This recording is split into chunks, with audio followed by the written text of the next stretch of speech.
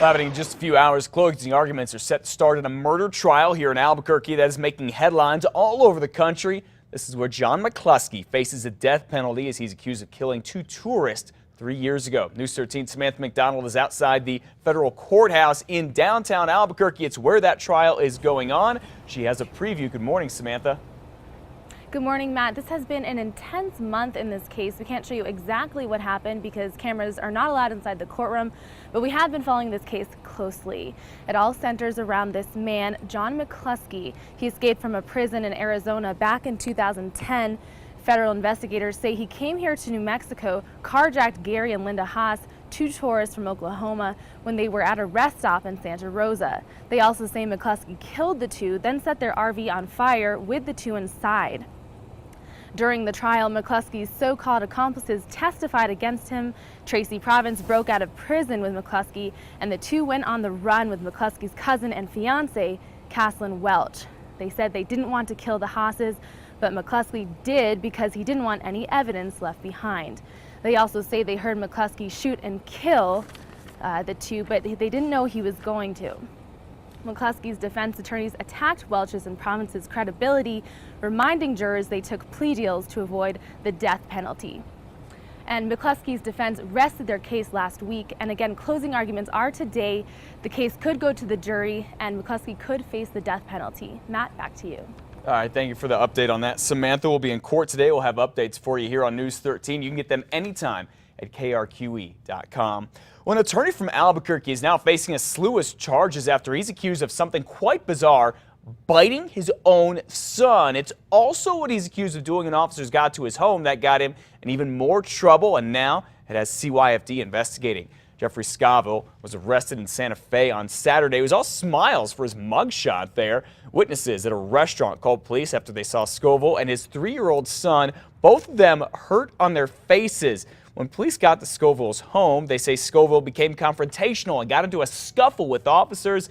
He then told police his son threw a cue ball at his head before they left the restaurant. The young boy then told police what happened to him. The child was interviewed and told police that his father had bit him on the cheek.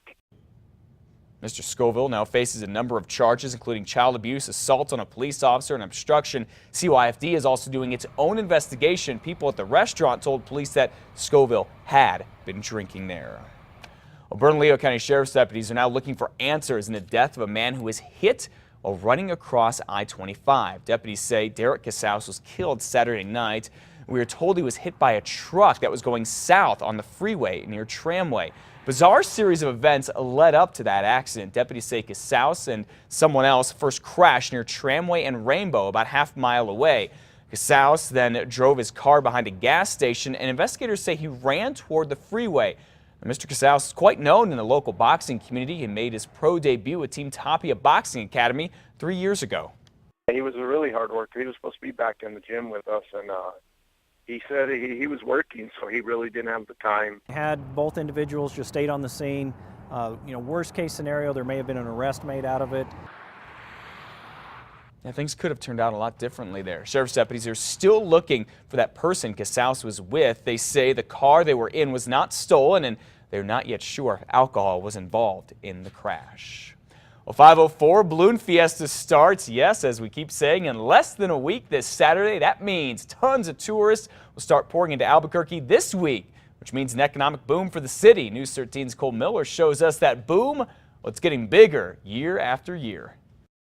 As the sun rises, so do the balloons, hundreds ascending high above Albuquerque. When a city gets branded with such a positive event, that's good for business. In fact, it's really good for business. Well, it's actually about 120 million in direct revenue spending, about 18 million plus in taxes that are generated, 1,600 jobs. It's a huge event for the city. Attendance tops 700,000 for the 9-day balloon fiesta. More than half of the people who walk through the gates are from outside the Albuquerque area, a lot of them coming from out of state. A survey showed those out-of-towners are spending almost 5 days here on average, and they're spending close to $200 a day. When people come to the city as a tourist, they spend money.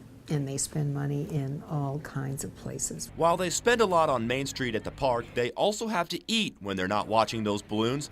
Restaurants are bustling for 9 days, and all those visitors are shopping, going to the casinos, and sightseeing too. They also need a place to sleep. Balloon Fiesta is like Albuquerque's Super Bowl week for hotels. Helen Collins with HBC Event Services, which helps book travel for groups, says this year more than 50 hotels have reservations from people outside of New Mexico. I think it's been one of the main reasons for hotels expanding into the area as far as the number of rooms that we currently have. Collins says for those making last-minute plans, rooms will still be available, but choices will be very limited. But Balloon Fiesta is about a lot more than money. It helps put the city on the map, making it an international destination for a couple weeks out of the year. It just simply is an event that brings Albuquerque together, it brings New Mexico together, and it brings the world together. Cole Miller, KRQE News 13. Of course, the 42nd annual Albuquerque International Balloon Fiesta takes flight in less than a week. That would be this Saturday. We'll be out there live every morning from 7 to 9 to bring you all of the excitement from the ground and those beautiful pictures we were just talking about during that story from Sky News 13 and pilot reporter Bob Martin.